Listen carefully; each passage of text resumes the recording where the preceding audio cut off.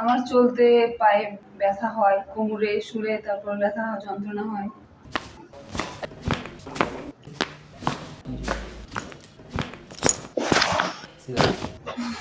হ্যাঁ, ওয়াও, পেছনে অনেকটা ঝুঁকছে। অনেকটাই হয়েছে।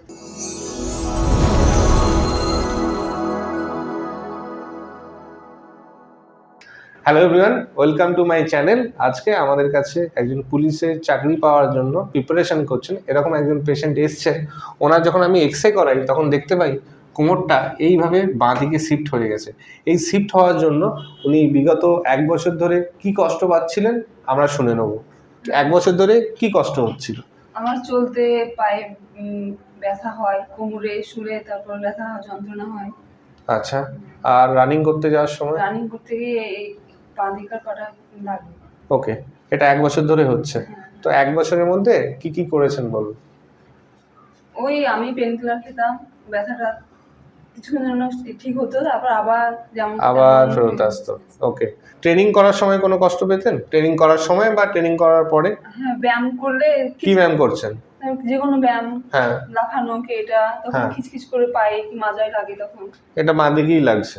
হ্যাঁ, এরকম মনে হতো বাঁ দিকের পাটা কি একটু দুর্বল বেশি? হ্যাঁ, ওইদিকে বেশি, বাঁ দিকে বেশি চাপ পড়তো। এখনো কিন্তু আপনি দাঁড়িয়ে আছেন বাঁ পায়ের উপরে, তাই না?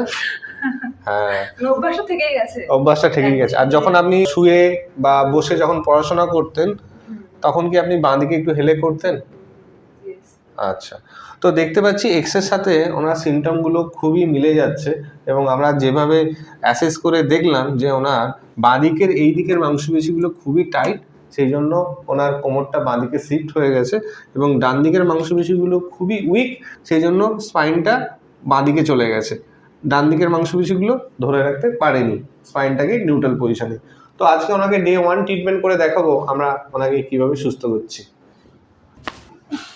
ওয়াও, আমরা অ্যাসেসমেন্ট করে দেখেছি ওনার হিপ জয়েন্টের হেডটা যেটা আছে সেটা অ্যাসিটাবুলামের সাথে এইভাবে স্টাক আছে, সেই জন্য ডিস্ট্রাকশন দরকার। তো আমরা সিম্পল এইভাবে নিঃশ্বাস নেবো, ছেড়ে দেবো। নেক্সট আমরা স্যাক্রাম স্পাইনটাকে ম্যানিপুলেট করব। এবার tibio fibular joint. Wow, nice. নিঃশ্বাস নেবেন, ছেড়ে দিন, নিঃশ্বাস নিন, ছেড়ে দিন। ঘাড়েও ব্যথা করে বলছিলেন না, কোন দিকটা? এই সাইডটা। রাইট। নিঃশ্বাস নেবেন, ছেড়ে দিন, লুজ।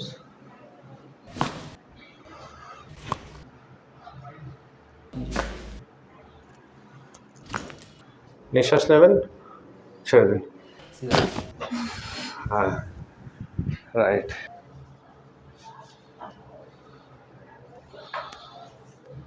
নিঃশ্বাস নেবেন, ছেড়ে দিন, নিঃশ্বাস নিন, ছেড়ে দিন। ওয়াও, আরেকবার, ছেড়ে দিন। নিঃশ্বাস নেবেন, ছেড়ে দিন। এটা হচ্ছে আপনার এই রিবসগুলোকে কারেক্ট করার জন্য, ঠিক আছে? এবার আপনি একবার সামনে ঝুঁকে, পেছনে ঝুঁকে, সাইডে ঝুঁকে দেখে নিন কোনো সমস্যা হচ্ছে কিনা। ওয়াও, পেছনে অনেকটা ঝুঁকছে। অনেকটাই হয়েছে। হ্যাঁ, ওকে, বসুন। তো আমরা ওনাকে ডে 1-এ ট্রিটমেন্ট করে দেখালাম ওনাকে আমরা কিভাবে সুস্থ করলাম। আশা করি এই ভিডিওটা আপলোড করতে পারি ইন্টারনেটে। আচ্ছা, প্রথম দিন আসার এক্সপিরিয়েন্স কেমন বলুন? আগে তো অনেক ব্যথা ছিল, এখন একটু অনেকটাই কমেছে। অনেকটাই কমেছে তো।